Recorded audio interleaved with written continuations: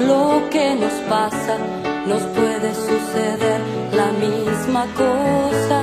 Son esas mismas cosas que nos marginan, nos matan la memoria, nos queman las ideas, nos quitan las palabras. Si la historia la escriben los que ganan, eso quiere decir que hay otra historia, la verdadera historia. Quien quiera oír, que oiga. Esta es la calle que recuerda la memoria de una de las personalidades más influyentes del departamento durante la primera mitad del siglo XX. Su nombre todavía suena raro en las nuevas generaciones, pero sin lugar a dudas, la figura de don Oliver de Manglev caló hondo en el corazón de los bordeños, y esta es su historia. Don Julio Gabriel Oliver de Manglev nació en Marengo, Argelia, colonia francesa, el 14 de enero de 1880. Sus estudios primarios, secundarios y universitarios los realizó en París, donde se graduó como ingeniero agrónomo. Como todos los jóvenes aventureros de la época y buscando un futuro mejor, en 1906 llega al puerto de Buenos Aires. En Argentina, Oliver de Manglev recorrió las provincias de Río Negro y de Mendoza, donde se estableció hasta el año 1911. Allí se interiorizó en el cultivo de la vid y otros sembradíos que luego intentó replicar en donde estuvo, en donde vivió. Llegó al Bordo, entonces departamento de Camposanto, en el año 1912, donde compró la finca que se llamaba San Antonio, que según cuenta la historia, perteneció a la madre del general Martín Miguel de Güemes. La finca pertenecía a doña Magdalena Goyoche y la corte de Güemes, madre del general Güemes. Ella le deja como herencia al hijo Napoleón Güemes.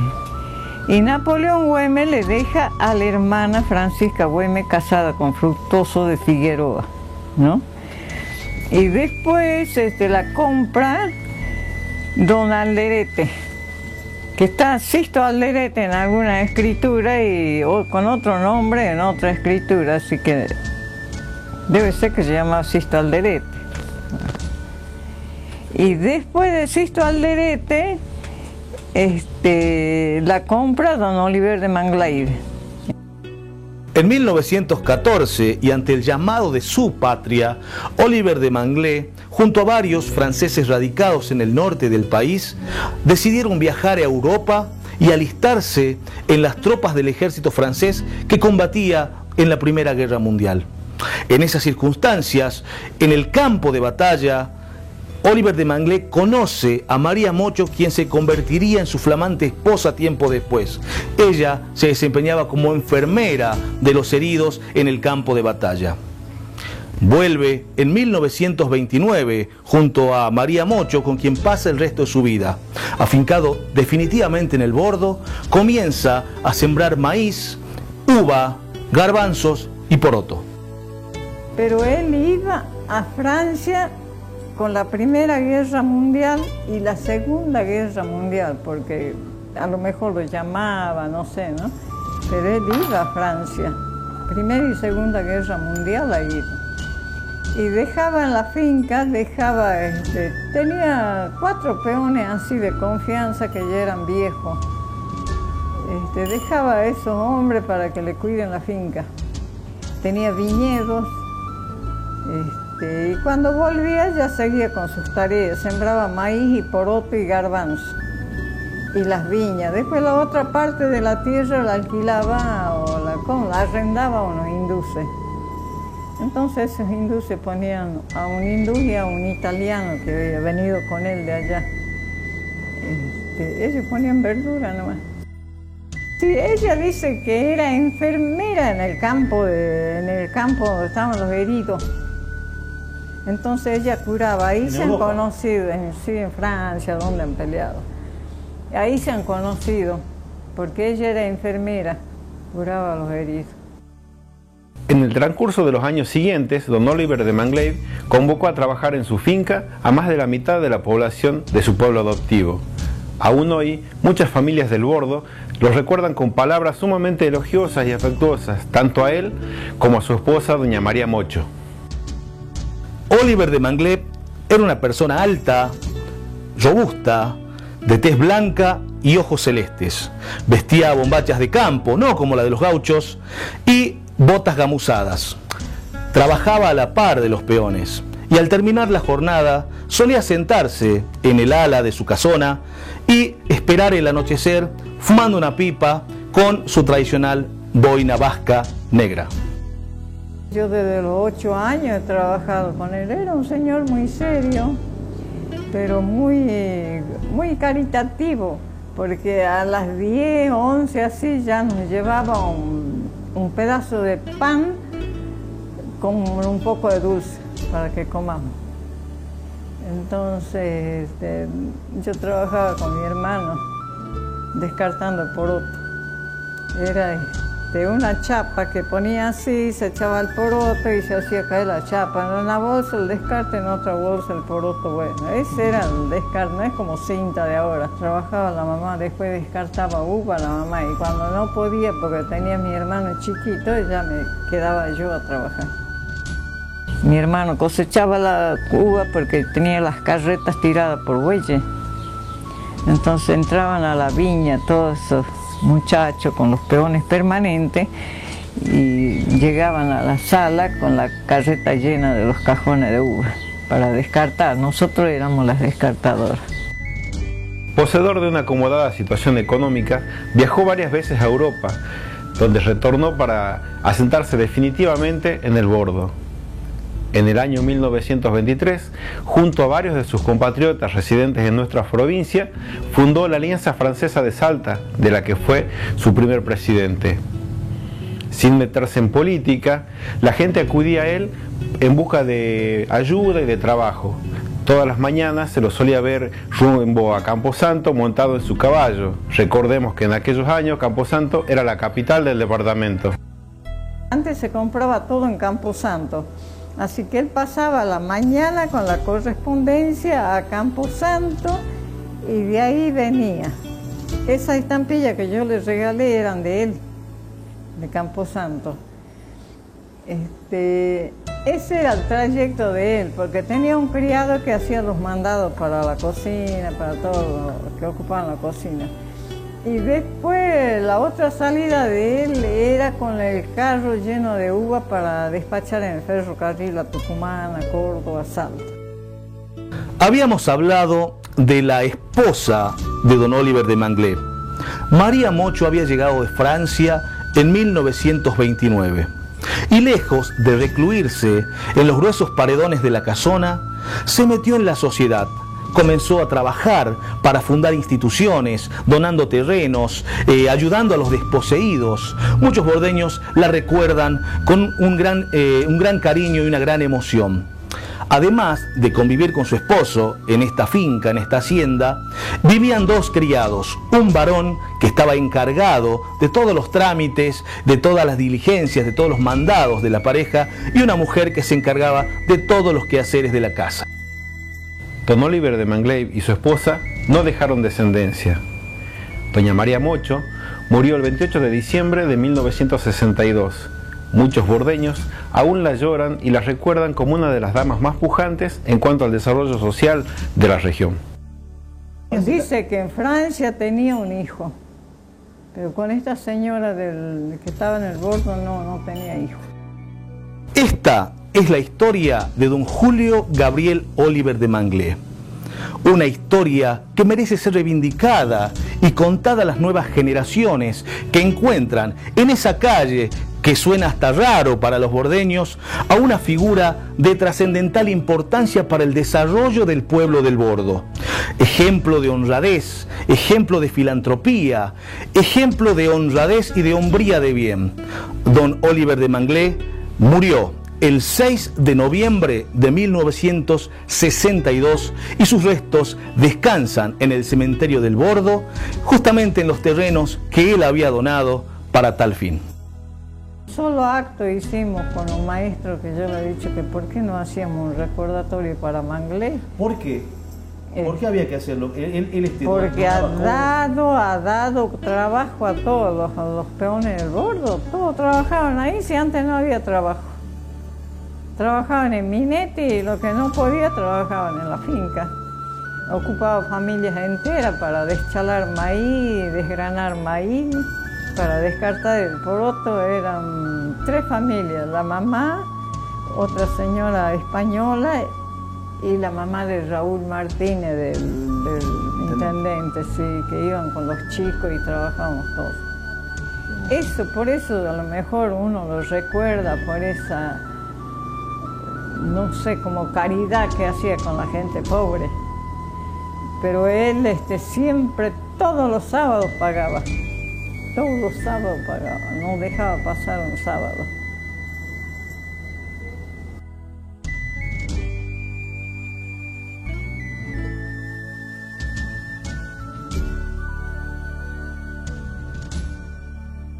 En el año 1923, cuando viene de Francia, era un francés combatiente de la guerra de Francia, era enfermero con la señora. Y viene él en 1923 y anduvo por la parte del ramal haciendo experimentos con las viñas, porque era enólogo, ¿no? Así se dice los que trabajan con la uva para sacar el vino. Y bueno, después se vino al bordo y compra esa hacienda y pone las plantaciones de parra, uva blanca, morada y rosada. Pero no ha trabajado para sacar el vino, producir el vino, sino que se ha dedicado a vender la fruta. A vender la fruta que mandaba a Buenos Aires, Tucumán, venían camiones a comprar la fruta que mes de diciembre.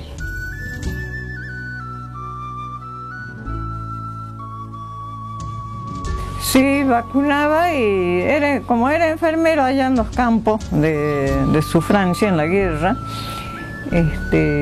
los dos eran enfermeros. Bueno, él en el primer viaje viene solo, ¿no? En el segundo viaje trae la señora. Después de la Segunda Guerra Mundial, entonces la trae la señora.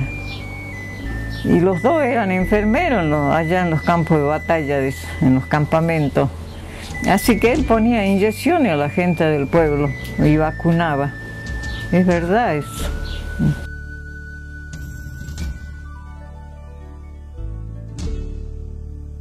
Bueno, la chica era hija de un francés que se quedó en Buenos Aires, y en Buenos Aires enviudado y se vino a buscarlo al señor Mangleve aquí en el bordo, porque no tenía dónde ir, con 2 hijos y un entenado.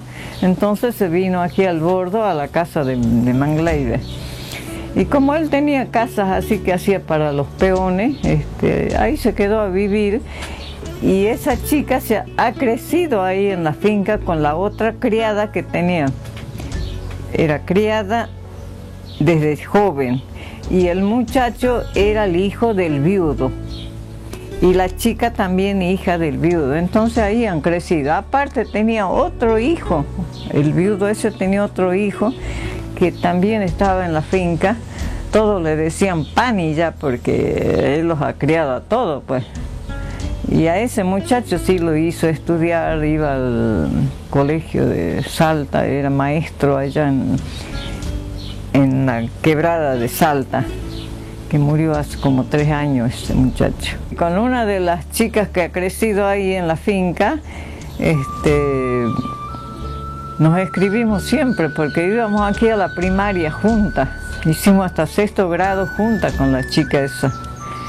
Así que nos seguimos escribiendo, nos hemos encontrado en vieja ya.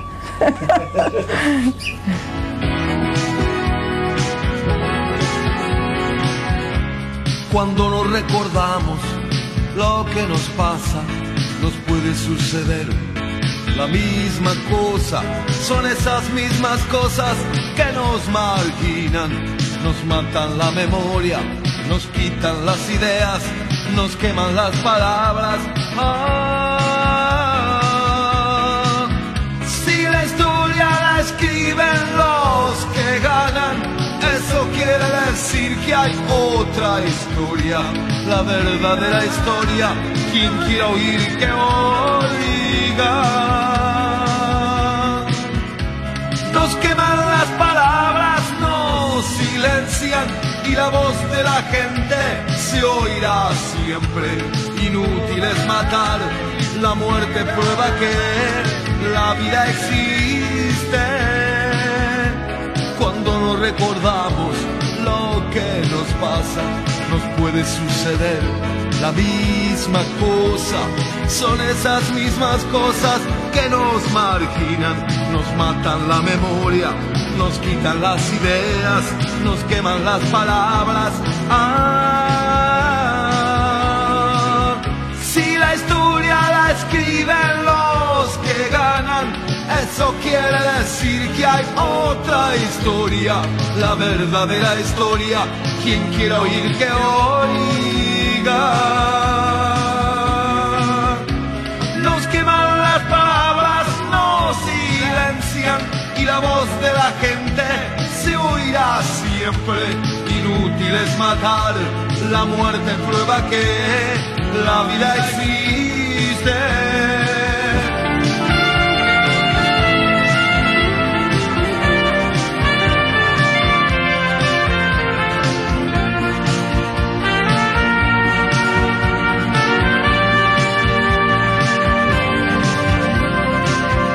Si la historia la escriben los que ganan, eso quiere decir que hay otra historia, la verdadera historia.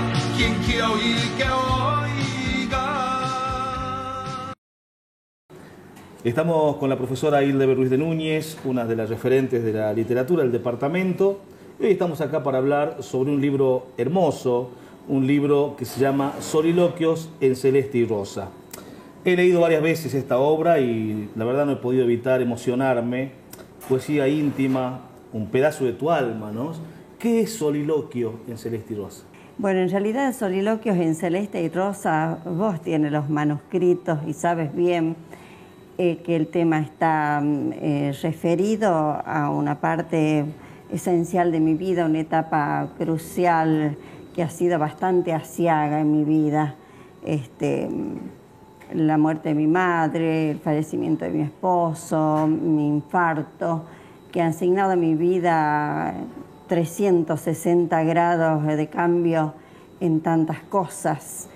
Y Soliloquios en Celeste y Rosa en realidad es una parte muy íntima, como vos lo dices, de la reflexión del espíritu que encaja dentro de las pocas palabras que puede decir el alma cuando ya ha pasado por muchas cosas y necesita caminar y seguir caminando ese camino que le puede servir a los demás, porque según dicen mis hermanas, todo lo que no mata te fortalece, así es que seguramente, bueno, por algo estamos acá y para seguir y proseguir en este camino que hace tanto a la docencia como a la literatura. Celeste y Rosa porque vos lo tienes al manuscrito y sabes que esas páginas están signadas por esos colores, ¿no? Celeste y rosa. Y Soliloquio porque hacen a las inquietudes del alma. Sí, gracias. También he visto poemas para los alumnos, además de ser un libro, como vos bien lo decías, ¿no? Un libro donde se ve esa profundidad en la poesía, esa profundidad del sentimiento, al lápiz, a la goma, a tu esposo, como vos lo decías, tus hijos, tus nietos. Es un libro maravilloso, la verdad que es un libro que lo recomiendo ahora cuando se lo presente, lo recomiendo para que leas, una joya, un aporte importantísimo a las letras del departamento. ¿Y cuánto tiempo tardaste en escribir esta obra, no? Porque y bueno, te digo casualmente que es una etapa aciaga porque en el 2010 fallece mi madre, yo tengo problemas, estoy en un periodo bastante extenso de dejar de escribir y seguir después porque Mi vida en sí ha sido escribir desde los 14 años sin parar, ¿no es cierto? Y bueno, quería traerte mi primer libro manuscrito, Páginas Amarillas, que me lo dejé al final, pero siempre lo muestro cuando van los alumnos de los colegios a hacerme entrevistas, cuando van a visitarme, ¿no? Y realmente por esas cosas de la vida he ido dejando y hasta que pude publicarlo y editarlo, ya presentándolo en la Feria del Libro en noviembre del año pasado, del año 2017. Pero bastante en comparación con los otros libros. ¿Y qué le dirías a la Eve Ruiz, maestra, poeta, madre, que desde chiquita, ¿no? Como vos lo decías, de los 14 años forjó un sueño, construyó una hermosa familia y hoy, además de su arduo trabajo, porque me decías que no paraste de trabajar, no. No. Sigue teniendo alumnos. Sí. ¿Qué le decís a ese Eve Ruiz? Esa laburante, laburadora. Y bueno, siempre le digo adelante. Reconocida por la comunidad por su obra también. Gracias. En realidad lo que le digo a esa Eve Ruiz es siempre adelante, adelante, adelante. A no bajar los brazos por nada, por nadie, porque realmente solo se vive una vez. Y por algo y para algo aquí estamos, desde lo más pequeño hasta lo más grande, desde lo más sencillo hasta lo más complejo. Entonces siempre somos importantes y valiosos para nosotros mismos fundamentalmente y para los demás. ¿Cuántos años, cuántos encuentros de escritores y cuántos escritores reconocidos pasaron por el Colegio Subiría? 27 años con esos encuentros literarios que por supuesto gracias a la visión también de los directivos y docentes de aquella época y también de la actualidad, porque siguen trabajando. En aquel momento estaba como directora la señora Emma Teresa Nayín de Piorno, que siempre fue una gran innovadora, una creadora dentro de la cultura y de la educación. Así es que ella dijo, vamos adelante, y comenzaron a hacerse en el año 1982, hasta, el año anterior a mi jubilación, que fueron prácticamente con algunos altibajos en algunas épocas en que por ahí no se pudieron hacer por cuestiones inherentes a la institución, paros docentes, huelgas, paros por tiempo indeterminado. Fueron años que no se hicieron, pero en realidad fueron 27 años de encuentros literarios y pasando por esos escenarios alumnos que descubrieron la posibilidad de mostrar su arte, lo que ellos hacían en literatura, porque hay alumnos que escriben muy hermoso y lo mostraron y les gustó y comenzaron a hacerlo. Y vos también, que eras tan chico y que participabas en esos encuentros literarios y se ponían en contacto con el escritor, porque en realidad a veces como profesora te digo, el alumno estudia literatura porque tiene que leer páginas y a veces las considera o tediosas o algunos muy interesantes porque ya tienen esa actitud, pero cuando lo conocen a los escritores, ellos encuentran a la persona, al ser humano, al ser espiritual, que es capaz de compartir y hacer como ellos también lo son capaces. ¿Y quiénes pasaron por allí? A ver, y bueno, además del gran Escandel. Sí, el escritor salteño Víctor Hugo Escandel, que es el padrino literario de los encuentros. Pero de ahí estuvo don César Arralde, estuvo don Raúl Arauz Anzoátegui, Juan José Botelli, estuvo el poeta Ríos, el poeta Ovalle, tantos que realmente engalanaron y enaltecieron ese escenario cuyo nombre es Gastón Guardia, en homenaje a un alumno que que escribía precioso y que falleció en un accidente. El escenario Gastón Guardia, y que todavía se llama así, ¿no? Pero en realidad tuvimos escritores de alta talla y más los nuestros, ¿no es cierto? Como don Catalino Ramos, Ricardo Nayar, Eduardo Medina, la profesora Patricia Rodríguez, Nicolás Arriagada, que no quiero olvidarme, pero y hablando son de muchos. escritores y de poesía, me gustaría escucharte. Soy el viajero errante de 100 de 1000 caminos. Recorrí las distancias como buen sembrador. No me importaron tiempos de sol ni de fatigas. Mañana serán frutos como una bendición. Soy guerrero incesante, sin sable y sin espada. Son mis armas mejores, el amor y el perdón. Luché en las batallas de hermosos ideales. Defendí mi bandera y el credo de mi Dios. Soy tal vez, o no soy, lo que Él quiso que fuera. Y en la tierna mirada de un niño me miré. Soy débil luz perenne en todas las fronteras. Y de mi amada tierra doy la palabra y fe. Soy maestro argentino, cielo, patria y bandera, lanza, sol, fruta, viento, tierra, verbo y saber. Qué hermoso. Ese es del primer libro. Qué hermoso. Voces del alma. Que es un libro que me encierra en sí las palabras del camino que se hace voz, como dice Luzán, ¿no es cierto? Es el preludio intelectual que quiere transformarse en arte, que Tal siempre cual, busca tal cual. la palabra y transformarse, llegar a través de la belleza en el espíritu.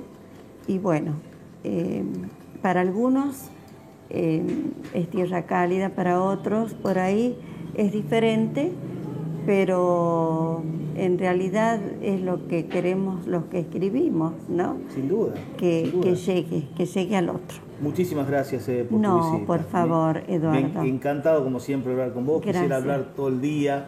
Y a mí. La verdad que es hermoso. Así que bueno, recomiendo desde ya este libro, el nuevo libro. Bueno, ¿y vos querés que yo lea Por algo supuesto. de ese libro? Sí, por supuesto. Mira, Estamos esperando. bueno, dos cositas, porque en este libro hay poemas muy breves, Sí. metafóricos y llenos de pensamientos que son reflexivos. Vos sabés que dentro de la literatura clásica los géneros serían el épico, el lírico y el dramático. Pero eso dentro de lo clásico que cultivaron grandes filósofos y autores como Aristóteles, Horacio, Rousseau, el gran Víctor Hugo. Pero después, con el advenimiento de la estilística, ya todo va cambiando porque la forma y el fondo también van tomando nuevas perspectivas. Los autores buscan la libertad a través de sus creaciones y esa libertad trasciende en el espíritu de las pequeñas cosas. Por eso, por ahí, este libro ya no está sujeto ni a métrica ni a rima. Son pequeños pensamientos metafóricos que intentan entrar dentro de ese mundo literario sin sujetarse a nada que lo cuestione, digamos así. Vamos a ver, acá dice: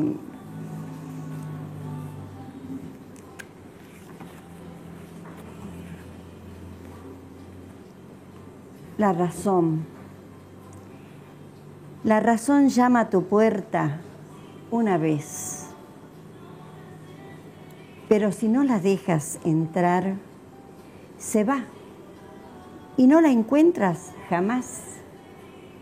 Quieres hallarla a los gritos, pero nadie te la da. Y, por ejemplo, la escoba, algo tan sencillo que todos los días utilizamos las amas de casa. Yo también soy ama de casa. Barre y barre, pero se hace tan vieja que nunca puede barrer el tiempo. Y algo como para pensar en nuestros valores. Te digo una palabra y si respondes 2 o 5 o 100, sabré que nunca podré contar contigo. Y es un placer, como siempre, hablar con vos y muchas gracias. No, por favor, Eduardo. Yo te aprecio un montón. Gracias. Te valoro desde el punto de vista literario una enormidad. Eres un gran creador. Bueno. Tienes una visión maravillosa de las cosas y eres, nuevamente te lo digo, muy generoso. Así es que muchísimas gracias.